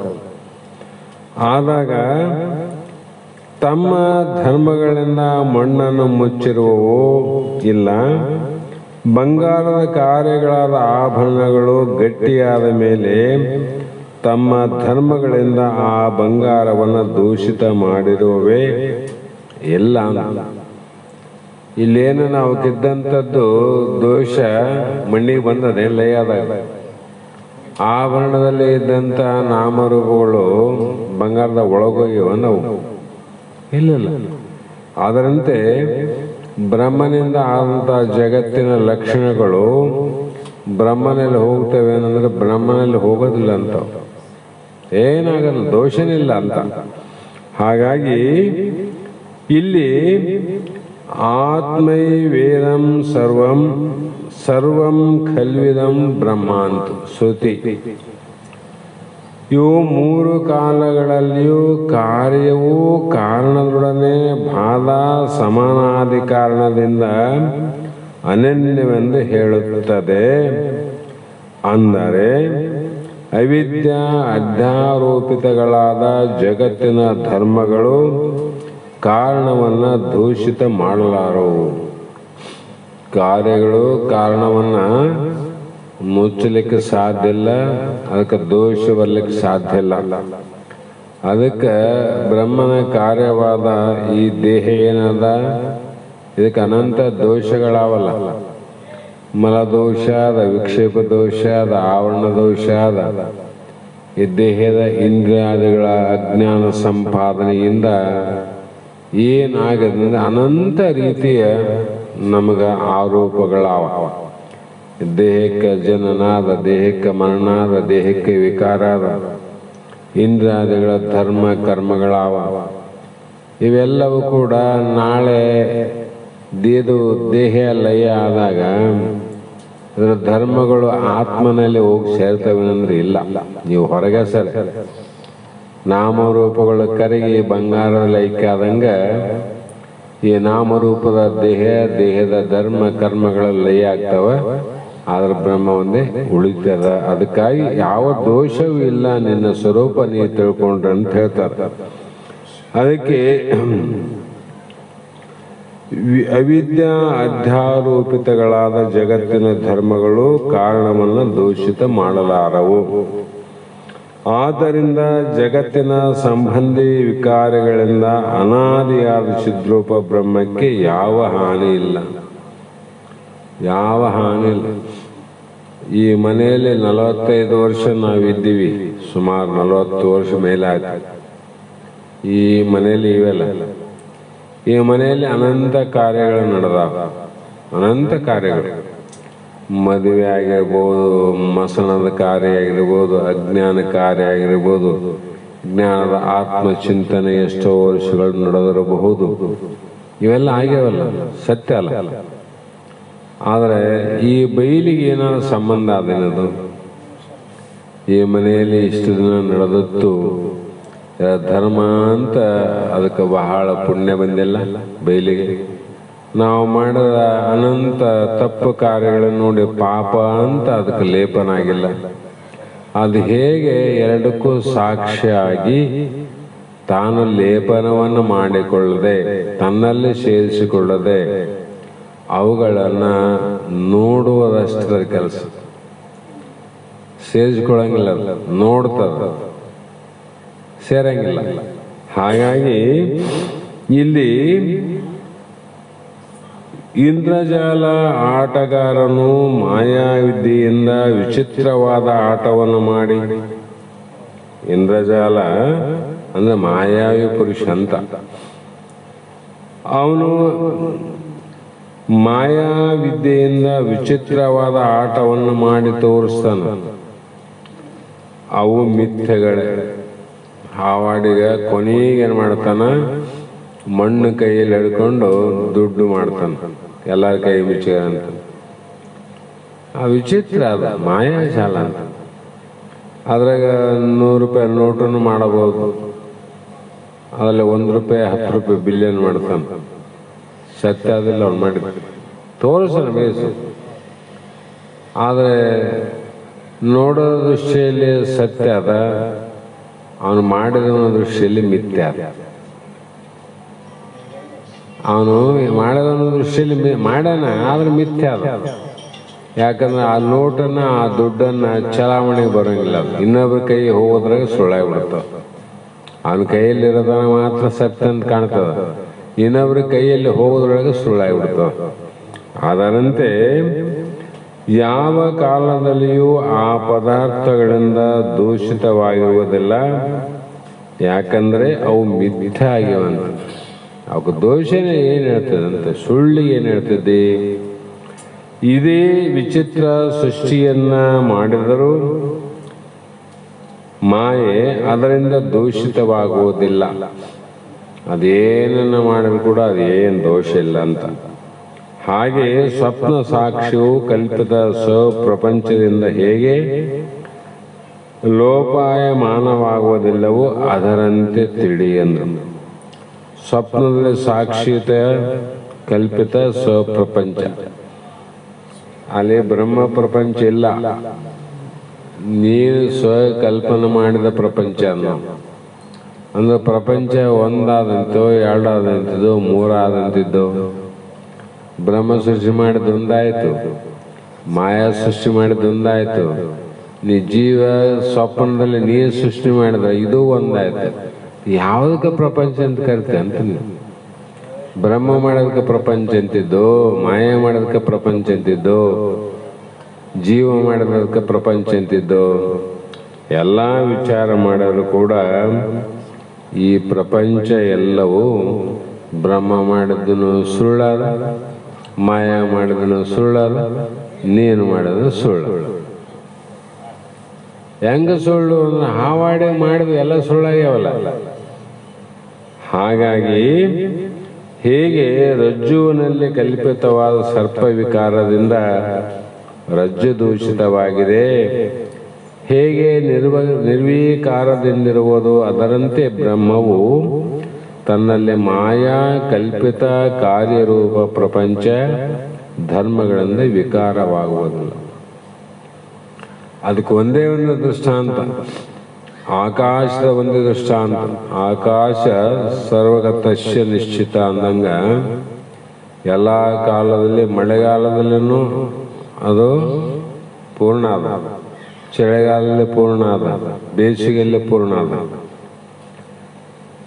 ಬಹಳ ಮಳೆಗಾಲದ ತಂಪಿನಿಂದ ಆಕಾಶ ಮೃದುವಾಗಿಲ್ಲ, ಬೇಸಿಗೆ ಕಾಲದ ಬಿಸಿಲಿಂದ ಅದೆಂದು ಗಟ್ಟಿನ ಆಗಿಲ್ಲ. ಹಾಗೇನದು ಆಗೋದಿಲ್ಲ. ಆದರೂ ಕೂಡ ಅದರಲ್ಲಿ ಏನು ಅನಂತ ಕಾರ್ಯ ನಡೀತಾವ. ಮೋಡಂತ ಆಗ್ತದ, ಆಗ್ತದಿಲ್ಲ, ಕೋಲ್ ಮಿಂಚಂತ ಆಗ್ತದ, ಆಮೇಲೆ ಕಾಮನ ಬಿಲ್ಲನ್ನು ಹುಡ್ತದ, ಮತ್ತು ಅನಂತ ರೀತಿಯ ನಕ್ಷತ್ರಗಳ ವ್ಯತ್ಯಾಸದಿಂದ ಅನೇಕ ಕಾರ್ಯ ನಡೀತದೆ. ಅವೆಲ್ಲವೂ ಆಕಾಶದಂತ ಸತ್ಯ ಆಗಿದ್ರೆ ಆಕಾಶಕ್ಕೆ ದೋಷ ಬರ್ತದೆ. ಆಕಾಶದಿಂದ ಸತ್ಯ ಆಗಿದ್ರೆ ಆಕಾಶಕ್ಕೆ ದೋಷ ಬರ್ತದಿಲ್ಲ. ಕಾಮನ ಬಿಲ್ ಆಕಾಶದಂಗೆ ಇತ್ತು ಅಂದ್ರೆ ಆಕಾಶದಲ್ಲಿ ಯಾವಾಗಲೂ ಕಾಮನ ಬಿಲ್ ತೋರ್ತಿತ್ತು. ಕೋಲ್ ಮಿಂಚು ಸತ್ಯ ಆಗಿದ್ರೆ ಯಾವಾಗಲೂ ಮಿಂಚುತ್ತಾ ಮಿಂಚ್ಕಾಂತ ಕಣ್ಣು ತೆರೆಗೆ ಬರ್ತದಿಲ್ಲ ನಮ್ಗೆ. ಹೊರಗ ಕಂಡಿಲ್ಲ ಅಂತಲ್ಲ, ಆದ್ರೆ ಅದರಲ್ಲಿ ಇಲ್ಲ. ಅದಕ್ಕೆ ಕಾಮನ ಬಿಲ್ಲುನ 7 ಬಣ್ಣನೂ ಮೂಡಿಲ್ಲ ಆಕಾಶಕ್ಕೆ. ಮೋಡದ ಕಪ್ಪು ಅಂತಕ್ಕಂಥದ್ದು ಅದು ಕೂಡ ಇಲ್ಲಿ ಮೂಡಿಲ್ಲ. ಅದೆಂಗಿದೆ ಮತ್ತೆ ನಿರ್ವಿಕಾರ. ಇವೆಲ್ಲ ದೋಷಗಳು ಅಲ್ಲಿ ಇಲ್ಲ ಅಂತ. ಅದೇ ಪ್ರಕಾರವಾಗಿ ಪ್ರಪಂಚ ಧರ್ಮಗಳಿಂದ ವಿಕಾರವಾಗುವುದಿಲ್ಲ. ಇವೆಲ್ಲ ಪ್ರಪಂಚ ಧರ್ಮಗಳೆಲ್ಲ ದೇಹ ಧರ್ಮಗಳೇ. ಇವು ದೇಹೀಯ ಧರ್ಮಗಳನ್ನು ತಗೊಂಡು ಆತ್ಮನಲ್ಲಿ ಹಾಕಿವಿ, ಆತ್ಮ ಧರ್ಮವನ್ನು ತಂದು ದೇವರ ಮೇಲೆ ಹಾಕಿವಿ. ಹೀಗಾಗಿ ನಾವು ಮಾಡೋದೇನು ಬಿಟ್ಟಿಲ್ಲ, ಆದರೆ ಮಾಡದ ಪ್ರಯೋಜನ ನಮಗಾಗಿಲ್ಲ. ಲಾಭ ಯಾಕಾಗಲಿಲ್ಲ ಅಂದರೆ ಸರಿಯಾಗಿ ಅಲ್ಲಿ ಮುಟ್ಟಿದ್ರೆ ಲಾಭ ಆಗ್ತಿತ್ತು. ನಾವು ಮಾಡುವ ಕಾರ್ಯಗಳ ಅಲ್ಲಿ ಸರಿಯಾಗಿ ಮುಟ್ಟಿದ್ರೆ ಅದು ನಮಗೆ ಲಾಭ ತಂದು ಕೊಡ್ತದೆ, ಇಲ್ಲಂತಲ್ಲ. ಅವ್ರು ಹೇಳಿದ ಒಂದು, ನೀ ಮಾಡೋದು ಒಂದು. ಅವರಿಗೆ ಮಹಾತ್ಮರಿಗೆ ಮತ್ತು ಇನ್ನೂ ಎಷ್ಟೋ ಮಂದಿಗೆ ಜ್ಞಾನಿಗಳಿಗೆ ಏನಾದರೂ ಮಾಡುವಂತ ಅವರು ಹೇಳಿದ್ರೆ ನಾವು ಯಾರಿಗೆ ಮಾಡ್ತೀವಿ ಅಂದರೆ ಅಜ್ಞಾನಿಗೆ ಮಾಡ್ತೀವಿ. ಅಜ್ಞಾನ ಕಾರ್ಯಕ್ಕೆ ಮಾಡಿದ್ದು ಅಜ್ಞಾನದ ಫಲ ಕೊಡ್ತದೆ ವಿನ ಪುಣ್ಯಾತ್ಮನಿಗೆ ಮಾಡಿದ ಕಾರ್ಯ ಇತ್ತಂದ್ರೆ ಅದು ಪುಣ್ಯದ ಫಲ ಕೊಡ್ತದೆ. ಯಾವಾಗ ಕೊಡ್ತದ್ರಿ? ನಿಂದ ತೀವ್ರತೆ ಇತ್ತು ಅಂದ್ರೆ ಇದೇ ಜನ್ಮದಲ್ಲಿ ಕೊಡ್ತದ. ಇಲ್ಲ ಸ್ವಲ್ಪ ಗೌಣ ಇತ್ತಂದ್ರೆ ಮುಂದಿನ ಜನ್ಮಕ್ಕಂತೂ ಕೊಟ್ಟೆ ಕೊಡ್ತದೆ. ಅದಂತೂ ಎಂದು ಅದರಲ್ಲಿ ತಪ್ಪಾಗಲಿಕ್ಕೆ ಸಾಧ್ಯ ಇಲ್ಲ ಅಂತ. ಹೀಗೆ ಕಿಂತು ಮೂರು ಕಾಲದಲ್ಲಿ ನಿರ್ದೋಷವಾಗಿದೆ. ಆಕಾಶ, ಮಳೆಗಾಲ, ಚಳಿಗಾಲ, ಬೇಸಿಗೆ ಕಾಲ, ಮೂರು ಕಾಲದಲ್ಲಿ ಯಾವ ದೋಷ ಇಲ್ಲ. ಅದಕ್ಕೆ ನಮ್ಮ ಕಣ್ಣಂಗೆ ಕಾಣ್ತದ. ಈಗ ಹೊರಗೆ ನೋಡ್ರಿ ಹೆಂಗದ ಮೋಡ, ಏನೋ ದೋಷ ಅದಂಗದ. ಆದ್ರೆ ಅದೇನು ದೋಷ ಅದಕ್ಕೆ ಇಲ್ಲ. ಅದಕ್ಕೆ ಮೂರು ಕಾಲದಲ್ಲಿ, ಮೂರು ಕಾಲ ಅಂದಾಗ ಮತ್ತೆ ಜಾಗ್ರ, ಸ್ವಪ್ನ, ಸುಸುಪ್ತ ಅವಸ್ಥೆಯಲ್ಲಿ ಹೋಗ್ಬೇಕು. ಮೂರು ಕಾಲದಲ್ಲಿ ನಾವಿಲ್ಲ ಅಂದ್ರೆ ಈ ಮೂರು ಕಾಲದ ಜಾಗ್ರದ ಧರ್ಮ ಕರ್ಮಗಳು, ಸ್ವಪ್ನದ ಧರ್ಮ ಕರ್ಮಗಳು, ನಿದ್ರಾವಸ್ಥೆಯ ಧರ್ಮ ಕರ್ಮಗಳು ಕೂಡ ನಿನಗಿಲ್ಲ ಅಂದ್ರು. ಮತ್ತು ನಿನಗೆ ನಿದ್ದೆ ಆಗಿ ಮಾಡಿವಿ ನಾವು. ಅವ್ರು ನಿದ್ದೆ ಮಾಡ್ಯವನ ಆತ್ಮ ಮಾಡ್ಯಾನ ನಿದ್ದೆ. ಎದ್ದೀವಂದ್ರೆ ಆತ್ಮ ಈಗ ನಾನು ಊಟ ಆಯ್ತ್ರಿ, ಯಾರು ನೀ ಮಾಡಿದನ ಊಟ? ಆತ್ಮ ಆಗಿಲ್ರಿ, ನಿಂದಾಗಿಲ್ಲ ಊಟ. ನಂದ ಮುಗಿತ್ರಿ, ನಿಂದೇನು ಮುಗಿದಂತ ದೇಹದ ಮುಗಿದ. ಈ ಧರ್ಮಗಳು ಅಲ್ಲಿ ಹೋಗಿ ಹಾಕ್ತದ್ದೆ, ಹಂಗಾಗಿ ನಿನಗೆ ಅಜ್ಞಾನ ಆಗ್ಯದಂತ. ಕಾರಣ ಯಾಕ್ರಿ ಅಂದ್ರೆ ಈ ವಿಷಯವನ್ನು ನತು ದೃಷ್ಟಾಂತ ಭಾವತ್ ಎಂಬ ಬ್ರಹ್ಮಸೂತ್ರದಲ್ಲಿ ಅವಲೇಖನವನ್ನ ನೀವು ಮಾಡಬಹುದು. ಮಹಾತ್ಮರು ಯಾವಾಗಲೂ ಹಗ್ಗ ಕೊಡಂಗಿಲ್ಲ ನೋಡ್ರಿ. ಹಗ್ಗ ಕೊಟ್ಟು ಕೈ ಕಟ್ಟಿಸಿಕೊಳ್ಳೋ ಪ್ರಯತ್ನ ಮಾಡದೇ ಇಲ್ಲ. ಇಲ್ಲಿ ಹೇಳೋ ಮಾತನ್ನ ಹೇಳಿ ಇನ್ನೂ ನಿಮಗೆ ತಿಳಿಬೇಕಾಗಿದ್ರೆ ಅಲ್ಲಿ ನೋಡ್ರಿ, ಎಲ್ಲಿ ಬ್ರಹ್ಮಸೂತ್ರದಲ್ಲಿ ಅವೆಲ್ಲ ಪ್ರಮಾಣಗಂತಲ್ಲ. ಈ ಅರ್ಥವನ್ನ ನಾವು ಕೇವಲ ತರ್ಕದಿಂದ ನಿಶ್ಚಯ ಮಾಡಬೇಡಂತ. ನಮ್ಮ ಮನೋತರ್ಕದಿಂದ ಯಾವ ನಾವು ನಿಶ್ಚಯ ಮಾಡ್ತೇವೆ ಅದೆಲ್ಲ ಸುಳ್ಳೇ ಇರ್ತದೆ ನೋಡ್ರಿ. ನಮ್ಮ ಮನಸ್ಸಿನ ನಿಶ್ಚಯವು. ಹಾಗಾಗಿ ಯಾಕಂದ್ರೆ ಒಬ್ಬ ತಾರ್ಕಿಕನು ಇದೇ ಯಥಾರ್ಥ ಒಂದು ಹೇಳಿದರೆ ಮತ್ತೊಬ್ಬನು ಅಲ್ಲ ಅಂತ ಖಂಡನೆ ಮಾಡ್ತಾನೆ. ನಾವು ನಿನ್ನ ಮನಸ್ಸಿಗೆ ಹೌದು ಸರಿ ಅನಿಸದ, ಅದೇ ನೀನು ನಿಶ್ಚಯ ಮಾಡಕ್ ಹೋದ್ರೆ ನಿಂದೇ ಸರಿ ಅಂತ ಹೆಂಗ ಅನ್ನಬೇಕಪ್ಪ, ಇದು ಅಲ್ಲ ಅಂತ ಇನ್ನೊಬ್ಬನಂತ. ಹೌದಲ್ಲ? ಅದಕ್ಕೆ ತಳ ಇಲ್ಲ ಬುಡ ಇಲ್ಲ ಅಂತ. ಇವ್ ಮಾತಿಗೆ ಇನ್ನೊಬ್ಬನು ಬರ್ತಾನ, ನಿಮ್ಮೊಬ್ಬರದು ಸರಿ ಇಲ್ಲ, ಇದು ಸರಿ ಅಂತ ಇನ್ನೊಬ್ಬನಂತ. ಅದಕ್ಕೆ ಮಹಾತ್ಮರು ಆತ್ಮಜ್ಞಾನವನ್ನ ಪಡೆದು ಸುಖಿಗಳಾಗಬೇಕಾದ್ರೆ ಎಷ್ಟು ಚಂದ ಹೇಳಕತ್ತಾರೆ ಅವರು. ಏನು ಮಾಡ್ರಿ ಅಂದ್ರೆ ಹೀಗೆ ಇದೇ ಅರ್ಥ ನಿಜವಂದು ಹೇಳಲಿಕ್ಕೆ ಬರೋದಿಲ್ಲ, ಬರೀ ವಾದನ ಆಯ್ತು ನೋಡ್ರಿ. ಆತ ಅಂತಾನೆ, ಆತನ ತಿಳಿದ ಮನುಷ್ಯನಪ್ಪ, ಆತಂದ ಹೆಂಗಲ್ಲ ಅಂತಿದ್ದಿ ಈತ ಹೇಳೋಣ. ಅವ್ರೇನು ಸಾಮಾನ್ಯರನ್ರಿ, ಅವ್ರ ಮಹಾಜ್ಞಾನಿಗಳು, ಅವ್ರದ್ದು ಹೆಂಗಲ್ಲ ಅಂತಿದ್ದಿ. ಇಲ್ಲಿ ನಡೆದ್ರ ಜಗತ್ನಾಗ ಕರ್ಮದಿಂದನೇ ಮುಕ್ತಿ ಅನ್ನೋರಾರ, ಯೋಗದಿಂದನೇ ಮುಕ್ತಿ ಅಂಬರಾರ, ಭಕ್ತಿಯಿಂದನೇ ಮುಕ್ತಿ ಅಂಬರಾರ. ಉಪಾಸನದಿಂದ ಮುಕ್ತಿ ಎಂಬರಾರ. ಈ ಮತೆಯಲ್ಲಿ ಜ್ಞಾನದೇವತೋ ಕೈವಲ್ಯ ಎಂಬರು ನಾರ. ತೀರ ಸಾಮಾನ್ಯರು ಹೇಳಕತ್ತಾರ, ಎಲ್ಲ ಪಂಡಿತರು, ಎಲ್ಲ ಜ್ಞಾನಿಗಳಾದವರು ಇವರೆಲ್ಲರೂ ಹೇಳಕತ್ತಾರ. ಮತ್ತು ಯಾರ ಮಾತು ಸರಿ ಅಂತ ಸ್ವೀಕಾರ ಮಾಡಬೇಕು. ಅದಂಗಾತದ ಇದು ಅಂಬಸರು, ಇಲ್ಲಂದ್ರೆ ಅವ್ರು ಹೆಂಗೆ ಹೇಳ್ತಾರೆ ಹಿಂಗ ಆಗದಿದ್ರೆ ಅಂತ ಇವೆಲ್ಲ ನಮ್ಮಲ್ಲೇ ತರ್ಕ ನಡೀತೇವಂತ ವಿಚಾರ ಮಾಡಿ ಮಹಾತ್ಮ ಹೇಳಿದ್ರು. ಅದಕ್ಕೆ ಯಾರೂ ನಿರಾಕರಿಸಲಿಕ್ಕೆ ಬಾರದೇ ಇರುವಂತ ಉಪನಿಷತ್ತುಗಳೇನು ಹೇಳಿನ ಪರಮಾತ್ಮ, ಆ ಪರಮಾತ್ಮ ಹೇಳಿದಂಥ ಉಪನಿಷತ್ತಿನ ಜ್ಞಾನವೇ ನಿಜ ಬರುತ್ತದೆ ನೋಡಂದ್ರು. ಉಪನಿಷತ್ತಿನಾಗ ಹೇಳ್ದ ಜ್ಞಾನದೇವತೆ ಕೈವಲ್ಯ ಅಂತ ಎಲ್ಲಿ ಮತ್ತೆ ಅದು ಹೇಳಿದ ಪ್ರಕಾರ ಜಗತ್ತಿಗೆ ಬ್ರಹ್ಮವೇ ಕಾರಣ ಅಂತ ತಿಳ್ಕೊ. ಅವನು ಇದು ಕಾರಣ, ಈತ ಅದು ಕಾರಣ, ಮಾಯಾ ಕಾರಣ, ಆಮೇಲೆ ಅಣು ಪರಮಾಣುಗಳ ಕಾರಣ, ಇನ್ನೊಂದು ಕಾರಣ ಅಂತ ಹಿಂಗ ಹೋದ್ರೆ ಹುಚ್ಚಿಡ್ತಂದ ಅದು ಆಯುಷ್ಯ ಮುಗಿದು ಹೋಗ್ತದ, ನಿನ್ನ ಗತಿ ಅಧೋಗತಿ ಆಗ್ತದ. ಅದಕ್ಕೆ ಏನು ಮಾಡು, ಶ್ರುತಿ ಪ್ರಮಾಣವೇ ಅಖಿಳರ್ಗಿ ಅಂದ್ರು. ವೇದ ಪ್ರಮಾಣ ಮುಂದೆ ಇಟ್ಕೊಂಡು ಮಾತಾಡ್ರಿ. ಆ ಪ್ರಮಾಣ ಇತ್ತು, ಅದು ನಿನಗೆ ಬೇಕಿತ್ತು, ಒಪ್ಪು, ಸಾಕಾಗಿದ್ರು ಬಿಡು. ಹಾಗಾಗಿ ಇಲ್ಲಿ ಶಿಷ್ಯ ಅನಂತ ಪ್ರಶ್ನೆಯನ್ನು ಮಾಡಿದಾಗ ಉತ್ತರವನ್ನು ಹೇಳ್ತಾ, ಮೃತ್ಯು ವರ್ಣಾದಿಗಳಿಂದ ಮೃತ್ಯು ಸುವರ್ಣಾದಿಗಳಂತೆ ಕಾರಣವಾದ ಬ್ರಹ್ಮಕ್ಕೂ ಕಾರ್ಯವಾದ ಜಗತ್ತಿಗೂ ಅಭೇದವನ್ನು ಹೇಳಿದರೆ ಭೋಕ್ತೃ ಭೋಗ್ಯ ಲಕ್ಷಣ ಭೇದ ವ್ಯವಹಾರವು ಇರಬಾರದಾಗಿತ್ತು. ಇದರಿಂದ ಕಾರಣ ಬ್ರಹ್ಮ ಕಾರ್ಯ ಜಗತ್ತೆಂದು ಹೇಳುವುದು ಸರಿಯಲ್ಲ ಅಂತ ಅನಿಸ್ತದ ಅಂತ ಶಿಷ್ಯನ ಪ್ರಶ್ನೆ. ಅದಕ್ಕೆ ಮೃತ್ಯು ಸುವರ್ಣಾದಿ ಅಂದರೆ ಇಲ್ಲಿ ಮಣ್ಣು ಮತ್ತು ಬಂಗಾರ ಅಂತ.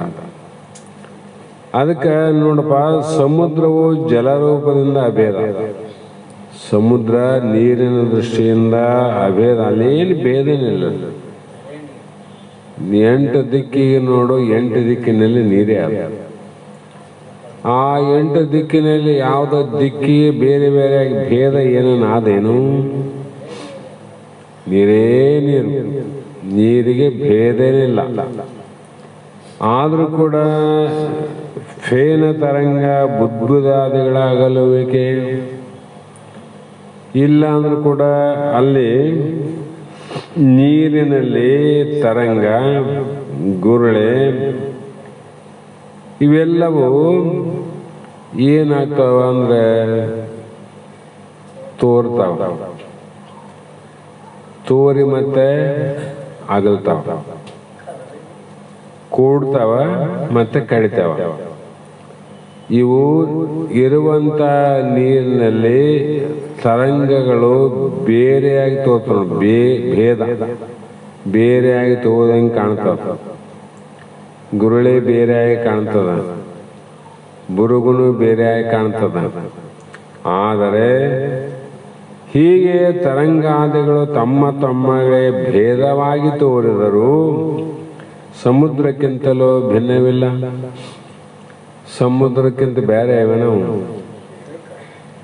ಅವೇ ಹಂಗ ಕಾರ್ಯ ಆದಾಗ ಕಾಣ್ತದ. ಅವು ತರಂಗ ಆದಾಗನೂ ನೀರೇ, ಅಲ್ಲಿ ಮತ್ತೆ ಬುರುಗಾಗಿ ಕಂಡಾಗೂ ನೀರೇ, ಗುರುಳಾಗಿ ಕಂಡಾಗೂ ನೀರೇ.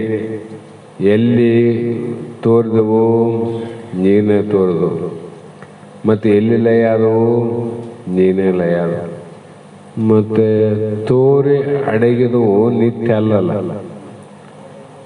ನಿತ್ಯ ಅಲ್ಲ, ಮಿಥ್ಯ. ಮಿಥ್ಯ ಆದ್ರೂ ಕೂಡ ಸತ್ಯವನ್ನು ಬಿಟ್ಟು ತೋರ್ತಾವೇನು? ಇಲ್ಲಿರೋದು ಪ್ರಶ್ನೆ. ಮಿಥ್ಯಾ ಅಂತ ಅನಿಸ್ತಲ್ಲ. ಈಗ ಸತ್ಯವನ್ನು ಬಿಟ್ಟು ತೋರೇವೇನು? ಸತ್ಯವನ್ನು ಬಿಟ್ಟು ತೋರಿಲ್ಲ ಅಂದ್ರೆ ತೋರಿದ್ದೆಲ್ಲವೂ ಕೂಡ ಸತ್ಯ ಅಂತ ಅರ್ಥ ಆಯ್ತಲ್ಲ. ಸತ್ಯವನ್ನು ಬಿಟ್ಟು ತೋರಿಲ್ಲವು, ಅದು ಮತ್ತೆ ಬೇರೆ ಅಂತ ಅರ್ಥ ಮಾಡಂಗಿಲ್ಲ, ಸತ್ಯ ಅಂತಾನೆ ಅರ್ಥ ಮಾಡೋದು. ಅದೇ ರೀತಿಯಾಗಿ ಬ್ರಹ್ಮನ ಬಿಟ್ಟು ಜಗತ್ತು ತೋರಿಲ್ಲ ಅಂದ್ರೆ, ತೋರಿದ್ರು ಕೂಡ ಮಿಥ್ಯೆ ಅಂದ್ರೂ ಕೂಡ ಮಿಥ್ಯಾಗಿ ತೋರಿದ್ರು ಕೂಡ ಸತ್ಯರೂಪನೇ ಅಂತ ಅರ್ಥ ಮಾಡುವಿನ ಅದ್ರಲ್ಲಿ ಬೇರೆ ಯಾವುದೂ ಇಲ್ಲ ಅಂತ. ಆ ಕಾರಣಕ್ಕಾಗಿ ಇಲ್ಲಿ ಏನಾಯ್ತು, ನಾಮರೂಪಾತ್ಮಕ ಜಗತ್ತು ಅಭಾವವಾಯಿತು. ನೀರಿನಾಗ ಏನು ಅಭಾವ ಆಯಿತು? ಅಲ್ಲಿ ಅಲೆಗಳು ಅನ್ನೋದು ಶಬ್ದ ಹೋಯ್ತು, ಬುರುಗು ಅನ್ನೋದು ಹೋಯ್ತು, ಗುರುಳೆ ಅನ್ನೋದು ಹೋಯ್ತು. ಅವು ಯಾಕೆ ಹಂಗ ತೋರಿದವು ಅಂದ್ರೆ ಅವುಗಳ ಏನು ಬದಲಾವಣೆ ಅದಲ್ಲ. ನೀರನ್ನ ಹಿಡ್ಕೊಂಡ ತೋರ್ಯವ, ಆ ತೋರಿದ ನಾಮರೂಪಕ್ಕೆ ನಾವು ತರಂಗ ಅಂತ ಕರೆದ್ವಿ. ಅವರವು ನೀರೇ, ನೀರಿಗೆ ಬೇರೆ ಹೆಸರು ಕರೆದಿಲ್ಲ. ಅದರಂತೆ ಬ್ರಹ್ಮವನ್ನು ಬಿಟ್ಟು ನಾಮರೂಪಾತ್ಮಕ ಜಗತ್ತು ಇಲ್ಲ, ಇಲ್ಲವೇ ಇಲ್ಲ. ಕಾರಣ ಅನನ್ಯವಾಗಿದೆ ಅಂದರೆ ಕೂಡಿನೇ ಇದೆ. ಅಂದರೆ ಈ ಬ್ರಹ್ಮನಲ್ಲಿ ಜಗತ್ತು ಇಲ್ಲ ಅಂದ್ರೆ ಅಭಾವ ಅಂತ. ಭಾವರೂಪದಿಂದಿಲ್ಲ, ಅಭಾವ. ಹೇಗೆ ಅಂದ್ರೆ ವಾಚಾರಂಭಣಂ ವಿಕಾರೋ ನಾಮಧೇಯಂ ಮೃತ್ತಿಕೇತೇವ ಸತ್ಯಂ ಅಂತ ಈ ದೊಡ್ಡ ಎಲ್ಲ ಉಪನಿಷತ್ತುಗಳಲ್ಲಿ ಮುಖ್ಯವಾದ ಮಾತು ಇದು ಪ್ರಮಾಣ. ತದ ಅನ್ಯತಮ ಆರಂಭಣ ಶಬ್ದಾದಿಭ್ಯಾನ್. ನಾಮರೂಪಾತ್ಮಕ ಮಿಥ್ಯವನ್ನ ಬ್ರಹ್ಮಕ್ಕೆ ಸತ್ಯವನ್ನ ಹೇಳುವಂತಗಳಾಗಿವೆ. ಈ ಕಾರಣದಿಂದ ಸರ್ಪದಿಂದ ಅಧಿಷ್ಠಾನವಾದ ರಜ್ಜುವಿಗೆ ಸರ್ಪದ ಉತ್ಪತ್ತಿ ನಾಶಗಳು ಹೇಗೆ ಇಲ್ಲವೋ ಹಾಗೆ ಬ್ರಹ್ಮಕ್ಕೆ ಯಾವ ವಿಕಾರ ಇಲ್ಲ. ಅಲ್ಲಿ ಏನು ಅಡಿಗೆವರಿ ಅಂದ್ರೆ ಶಬ್ದದಿಂದ ಹುಟ್ಟಿದ ನಾಮಧೇಯ ಅಂದ್ರೆ ನಾಮರೂಪಗಳು ಅಲ್ಲಿ ಲಯ ಆದಿಲ್ಲ. ನಾಮರೂಪ ಬೇರೆ, ಬ್ರಹ್ಮನಲ್ಲಿ ಏನಾದ ನಾಮ ಮತ್ತು ರೂಪ. ಹಾಗಾಗಿ ಇದು ಶಬ್ದದಿಂದ ಹುಟ್ಟ್ಯಾವ, ಶಬ್ದ ಅಡುತ್ತ. ಯಾವುದು ಎಲ್ಲಿ ಹುಟ್ಟ್ಯದ ಅದು ಅಲ್ಲೇ ಅಡಗಬೇಕಂತ ನೇಮ. ಅದು ಸ್ವಾನುಭಾವ. ಯಾವುದು ಎಲ್ಲಿ ಹುಟ್ಟ್ಯದ ಅಂತ ವಿಚಾರ ಮಾಡಿದ್ರೆ ಮೊದಲೇ ಹೇಳ್ದಂಗ ಅವು ಮಣ್ಣಿನಾಗ ಹುಟ್ಟಿದವು ಮಣ್ಣಿನಾಗ, ಬಂಗಾರದ ಹುಟ್ಟಿದವು ಬಂಗಾರ. ಈ ಜಗತ್ತು ಪ್ರಪಂಚ ಅನ್ನುವಂಥದ್ದು, ಮಾಯೆ ಅನ್ನುವಂಥದ್ದು, ಇದು ಜೀವ ಅನ್ನುವಂಥವನು ಎಲ್ಲಿ ಹುಟ್ಟನವನು? ಶಬ್ದದಿಂದ ಹುಟ್ಟಿರಲ್ಲ. ಶಬ್ದದಲ್ಲೇ ಜೀವಾನ, ಹೌದು. ಅವನ್ನ ಪ್ರತ್ಯೇಕ ಮಾಡಿ ನೋಡು ಜೀವನ. ಶಬ್ದದಿಂದ ಇವೆಲ್ಲ ಹುಟ್ಟ್ಯಾವಲ್ಲ, ಎದ್ರ ಹುಟ್ಟ್ಯಾವ? ಶಬ್ದದ ಹುಟ್ಟ್ಯಾವ. ನಾಮರೂಪ. ವಾಚಾರಂಭಣ, ಮಾತಿನಿಂದ ಪ್ರಾರಂಭ ಆದವು. ಮತ್ತೆ ಎಲ್ಲಿ ಅಡಗ್ತೇವು? ಶಬ್ದದಲ್ಲಿ ಅಡಬೇಕಲ್ಲ. ಶಬ್ದದಲ್ಲಿ ಹುಟ್ಟ್ಯಾವ. ಈಗ ನೋಡ್ರಿ ಮಾತು, ಈಗ ಸುಮ್ಮನೆ ಒಂದು ನಿಮಿಷ ಶಬ್ದ ಹುಟ್ಟಿತು. ಈ ಹುಟ್ಟಿದ ಶಬ್ದ ಎಲ್ಲಿ ಲಯ ಆಯಿತು? ಬಯಲಿನ ನಿಶಬ್ದದಲ್ಲಿ ಹುಟ್ಟ್ಯದ. ಮತ್ತೆ ಹುಟ್ಟಿ ಕ್ಷಣದಲ್ಲಿ ನಿಶಬ್ದದಲ್ಲಿ ಲಯ ಆಗ್ತದೆ, ಹೌದಿಲ್ಲ? ಅದರಂತೆ ನಿಶಬ್ದಂ ಬ್ರಹ್ಮೋಚ್ಚ. ಯಾವ ಬ್ರಹ್ಮನಲ್ಲಿ ಹುಟ್ಟಿದಂಥದ್ದು ಎಲ್ಲಿ ಲಯ ಆಗ್ತದ? ಬ್ರಹ್ಮನಲ್ಲಿ ಲಯ ಆಗ್ತದ. ಅದು ಹೇಗೆ ಶಬ್ದದಿಂದ ಹುಟ್ಟದ, ಶಬ್ದದಿಂದ ಲಯ ಆಗ್ತದೆ. ಅದು ನೀನು ಹೇಗಿದ್ದೆ? ನಿಶಬ್ದ ಅಂತ. ಶಬ್ದವನ್ನು ಹುಟ್ಟಿಸೋಲೀಗ ಈ ಶಬ್ದ ಹುಟ್ಟಿದ್ದು ನಾನು ಶಬ್ದ ಅಂತ ಹೇಳ್ತೇನೆ. ಅದು ನಾನು ತಿಳಿದಿಲ್ಲ, ನಾನು ತಿಳಿದೆ ಅಂದಂಗೆ ಈ ಬ್ರಹ್ಮನಲ್ಲಿ ಹುಟ್ಟಿದ್ದನ್ನ ಹುಟ್ಟಿದ್ದು ತಿಳಿದದೇನು? ಬ್ರಹ್ಮನಲ್ಲಿ ಹುಟ್ಟದ ಏನೇನು ಹುಟ್ಟ್ಯದಲ್ಲ, ಹುಟ್ಟಿದ್ದು ಯಾವುದೋ ಬ್ರಹ್ಮನ್ ತಿಳಿದಿಲ್ಲ. ಇದೆಲ್ಲವನ್ನ ಬ್ರಹ್ಮ ತಿಳಿತಾನೆ. ಉತ್ಪತ್ತಿ, ಆರಂಭ ಮತ್ತು ಅಂತ್ಯ ಎಲ್ಲಿ ನಡೀತದಂದ್ರೆ ಆರಂಭನೂ ನಿನ್ನಲ್ಲಿ ಅದ, ಅಂತ್ಯನೂ ನಿಲ್ಲ. ನಿನ್ನ ಬಿಟ್ಟು ಮತ್ತೊಂದು ಇಲ್ಲ ಅನ್ನುವಂಥ ಮಾತನ್ನ ಶಿಷ್ಯರಿಗೆ ಹೇಳ್ತಾ ಬರ್ತಾರೆ. ಇಲ್ಲಿಗೆ ಸಮಯ ಇದ್ರೂ ಕೂಡ ನಾವೆಲ್ಲ ಸ್ವಲ್ಪ ಭಾಳ ಪ್ರವಾಸ ಮಾಡಿ ಬಂದೀವಿ. ಅನಿವಾರ್ಯ, ಇದು ಕ್ರಮಶಾಸ್ತ್ರ ಬಿಡಬಾರ್ದು ಅನ್ನೋ ಭಾವದಿಂದ ಇಲ್ಲಿಗೆ ಇವತ್ತಿನ ನಾಳೆ ದಿನ ಎಲ್ಲ ನಮ್ಮ ಸತ್ಸಂಗದ ಎಲ್ಲ ನಿಮಿತ್ತ ಬಾಂಧವರಿಗೆ ಶ್ರೀಮತಿ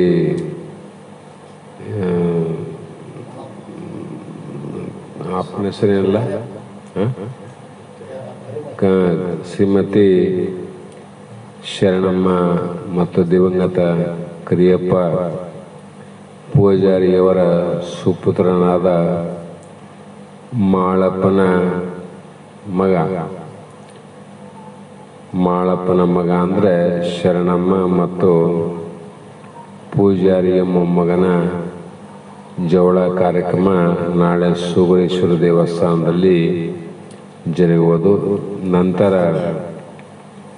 ಅಲ್ಲಿಯ ನಾಳೆಯ ಮದುವೆ ಮುಂಜಿ ಕಾರ್ಯಕ್ರಮ ಬಹಳ ಇರುವ ಕಾರಣ ಆ ಒಂದು ಜವಳ ಕಾರ್ಯಕ್ರಮ ಮುಗಿದ ತಕ್ಷಣ ಪ್ರಸಾದವನ್ನು ಅದೇ ಪಕ್ಕದಲ್ಲಿರುವಂಥ ಬೀರಪ್ಪ ದೇವಸ್ಥಾನದಲ್ಲಿ ಎಲ್ಲರಿಗೂ ಪ್ರಸಾದ ವ್ಯವಸ್ಥೆಯನ್ನು ಮಾಡಿರ್ತಾರೆ.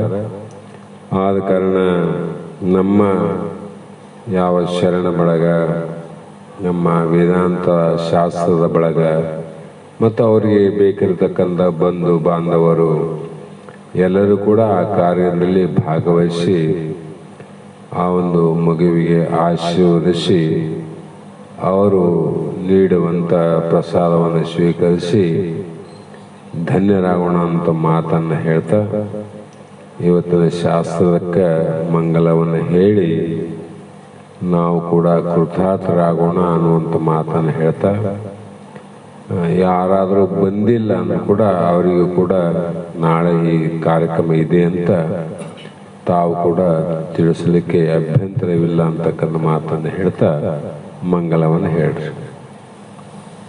ನಾಳೆ ಎಷ್ಟು ಗಂಟೆ? 10 ಗಂಟೆ. 10 ಗಂಟೆಗೆ ಜವಳ, 12 ಗಂಟೆಗೆ ಪ್ರಸಾದ. ಮಂಗಲಂ ಗುರು ಶಂಕರಾನಂದ ಮಹಾಭಕ್ತಾರುಂದ ಸಂಘ ಶರಣರ ನಿಜದ ಆನಂದ. ಮಂಗಲಂ ಗುರು ಶಂಕರಾನಂದ ಮಹಾಭಕ್ತಾರುಂದ ಸಂಘ ಶರಣರ ನಿಜದ ಆನಂದ.